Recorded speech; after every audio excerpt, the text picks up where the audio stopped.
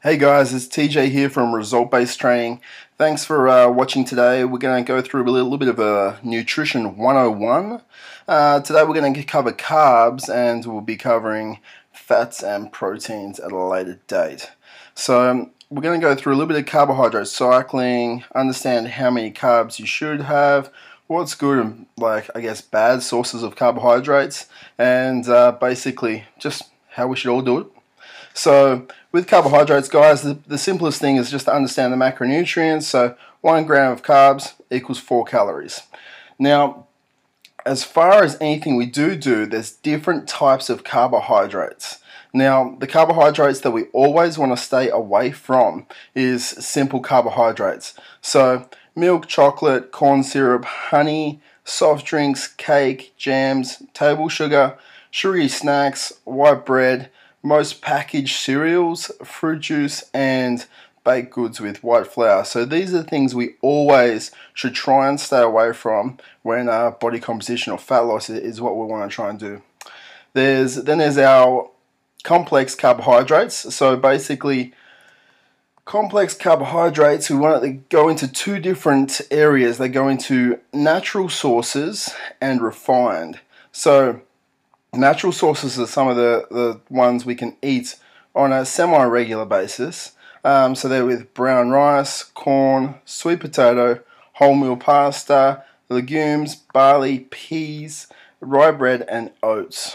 And the complex ones that we want to try and stay away from are the white family. So white bread, white pasta, white flour, white rice, those types of things. We also do have complex fibrous carbohydrates. So comes from things you can eat every single day, and they aren't going to stop your fat loss at all. So mushrooms, broccoli, celery, spinach, asparagus, cabbage, cucumber, Brussels sprouts, green beans, capsicum, zucchini, lettuce, and cauliflower. Now we know the ones that we can eat, the ones we can't eat, and the ones we can eat on a semi-regular basis. So what we need to understand is why we can eat them on a semi-regular basis and why not every single day. So it comes down to basically understanding carbohydrates. So carbs basically form glucose when digested. Glucose then gets converted to energy. The excess glucose is converted to glycogen and stored in the liver or fat around the body. So that being said, if you constantly eat carbohydrates, it will be stored as an excess if you're not burning them off, and then be stored as fat. Now, the more refined the carbohydrates, the faster the glucose is released into your blood. This causes peaks and troughs in your blood sugar levels, which will then give you unstable energy. Now, and that's what's also going to give you cravings for sugary foods, which isn't going to help your fat loss at all. Our complex fibrous carbs are full of fiber and basically pass straight through the stomach, mostly unabsorbed, whilst cleaning the digestive tract. These are low in calories and are nearly impossible to overeat, and these are great for our low carb days. Now, that's just a basis behind carbohydrates. But we do need carbs. So everyone's so afraid of carbohydrates. That's the thing. But we do need carbs in our diet. When carbs are kept out for too long, the conversion of T4, which is thyroxine, so it basically to T3, which is triiodithronine, is impaired. So what that means, our T4 to T3 conversion slows down. Now, what this means is the lower the T3 levels, basically it leads into a drop in your metabolic rate, which makes fat loss so much harder. So we want a higher conversion from T4 to T3.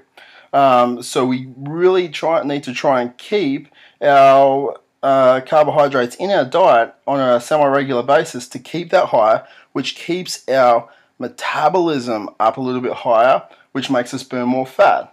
Now, it sounds pretty good, but what we need to know is we need to know how much we should have and how often we should have it. So what I basically did for you over here on the left-hand side of the page is to give you an understanding of whereabouts you're sitting at body fat-wise, and my method, what I do with my clients on how often they should have carbohydrates. or have the complex carbohydrates. Now, if you're over 16% body fat, we don't have refeeds, so we keep the carbohydrates out until you're under 16%. Now, with our 14 to 16%, we have every 21 days we have our carbs.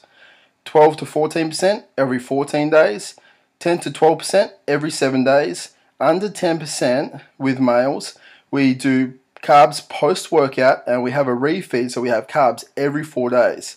Now, it goes a little bit different with females. So females are over 24%, we don't have refeeds. 22 to 24%, we do it every 21 days. 20 to 22% every 14 days. 18 to 20% every 7 days. And basically under 18%, it's the same as the guys. Refeed every 4 days and post-workout carbs. If you're not sure what your body fat is, it's great to get it tested so you actually have an understanding of exactly where your body composition is, because that's the key for healthy living. Now, so we understand how often we should have our carbs now.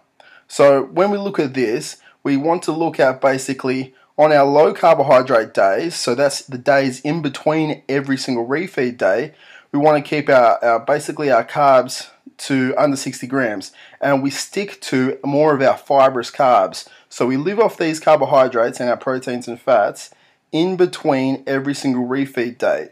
Now, on the high carb days, and that's the one day depending on where you're seeing body fat wise, we want to hit about 3 grams per kilo of body weight. Now, when we're eating our carbohydrates, we stick to our natural sources of complex carbohydrates, and that is how we carbohydrate cycle. So it's very simple to do, guys. It's easy to understand. That's the basis behind what we try and do. We try and basically deplete our glycogen levels, so that's why we carbohydrate cycle. The longer we keep it out, it basically depletes the carbohydrates inside our system, which depletes the glycogen, which makes us more inclined for fat loss. The leaner you are, the lower the body fat.